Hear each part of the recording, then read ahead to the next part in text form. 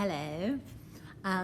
This video is for my godchildren and for all of my library buddies in first grade at Franklin and for all of the Angel Scouts and Angel Warriors at Garden of Angels and for my nephews and my niece, and as Rabbit in Winnie the Pooh would say, for any of my other friends and relations who are probably under the age of about 7.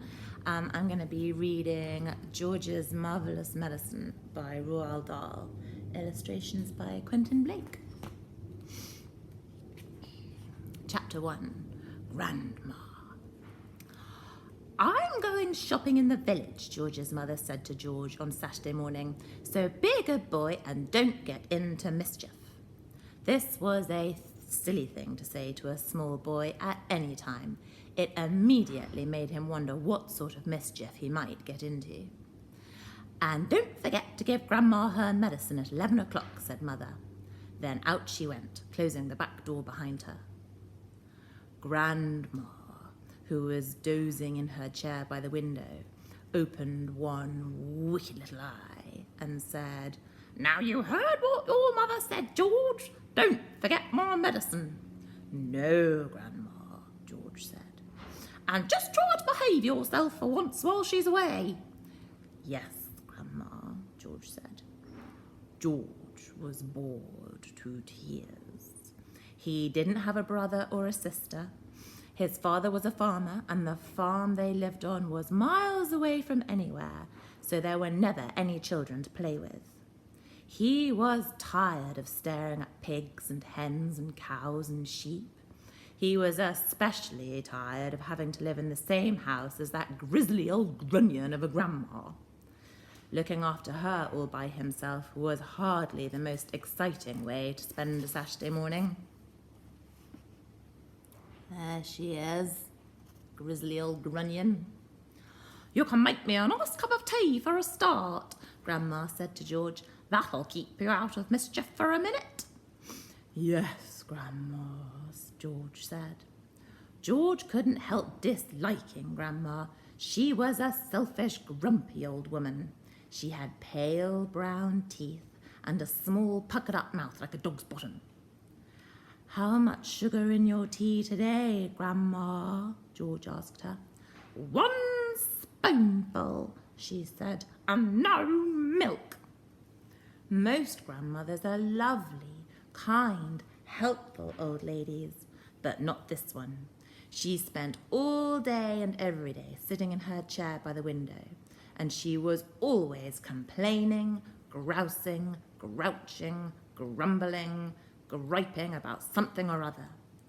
Never once, even on her best days, had she smiled at George and said, "Well, how are you this morning, George?" Or, "Why don't you and I have a game of snakes and ladders?" Or, "How was school today?" She didn't seem to care about other people, only about herself. She was a miserable old grouch. George went into the kitchen and made Grandma a cup of tea with a tea bag. He put 1 spoon of sugar in it and no milk. He stirred the sugar well and carried the cup into the living room. Grandma sipped the tea. "It's not sweet enough," she said. "Put more sugar in." George took the cup back to the kitchen and added another spoonful of sugar. He stirred it again and carried it carefully in to Grandma. "Where's the saucer?" she said. "I won't have a cup of tea without a saucer." George fetched her a saucer. "And what about a teaspoon, if you please?" "I've stirred it for you, Grandma. I stirred it well." "I'll stir my own tea, thank you very much," she said. "Fetch me a teaspoon." George fetched her a teaspoon. When George's mother or father was home, Grandma never ordered George about like this.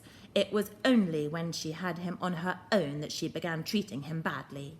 "You know what's the matter with you," the old woman said, staring at George over the rim of her teacup with those bright, wicked little eyes.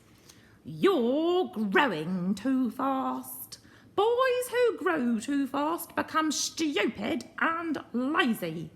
"But I can't help it if I'm growing fast, Grandma," George said. "Of course you can," she snapped. Growing's a nasty, childish habit. But we have to go, Grandma. If we didn't grow, we'd never be grown-ups.